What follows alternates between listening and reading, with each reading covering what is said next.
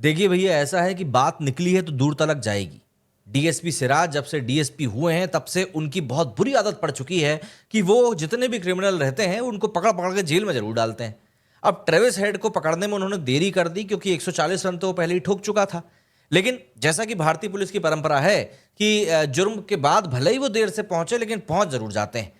तो सिराज साहब ने जब इनको क्लीन बोल्ड किया तब उसके बाद एक वाकया ऐसा हो गया जिसने कि बीजीटी सीरीज में एक बार फिर से चिंगारी भड़का दी।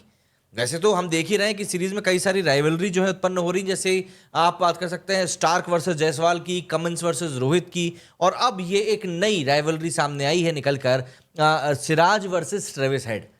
देखिए, ट्रेविस हेड को आउट करने के बाद में जो वहां पर हो हल्ला मचा, उसने वाकई में पूरा का पूरा माहौल सेट कर दिया है सीरीज को लेकर।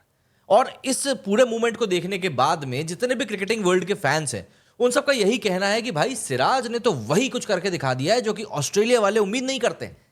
दरअसल ये जो सवाल मैंने थंबनेल के ऊपर डाला है ना कि क्या सिराज ने ज्यादा कर दिया, सोशल मीडिया पर कई लोगों का मैंने कमेंट देखा कि उस पर लोग कह रहे थे कि यार सिराज जो है कुछ ज्यादा ही ओवर एक्साइटेड हो गया और उसको इतना ज्यादा एक्साइटेड नहीं होना चाहिए था, उसको इस तरीके से बात नहीं करनी चाहिए थी। लेकिन देखिए, मेरी ऐसे लोगों से बिल्कुल भी राय मिलती जुलती नहीं है। मेरा मतलब यह है कि जब यही काम ऑस्ट्रेलिया वाले करते हैं तब आप उसको शियर एलिगेंस, प्योर एरोगेंस कहते हैं।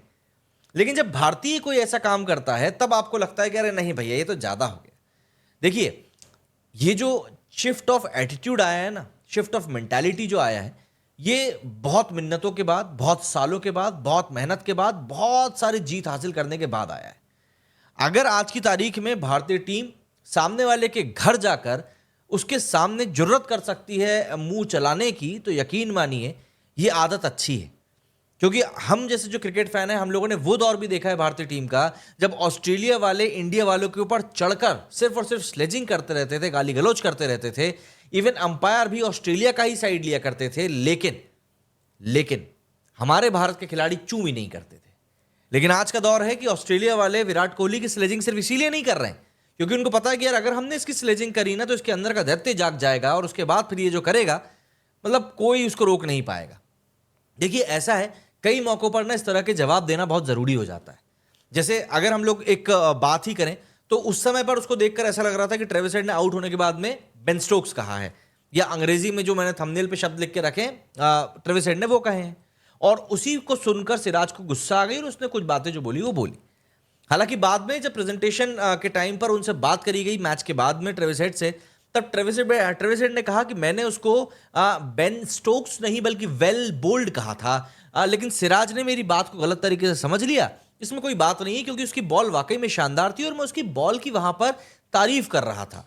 लेकिन सिराज को शायद कुछ और बात लगी और वो नाराज हो गया और उसने ऐसे ऐसे करके सेंड ऑफ देना शुरू कर दिया।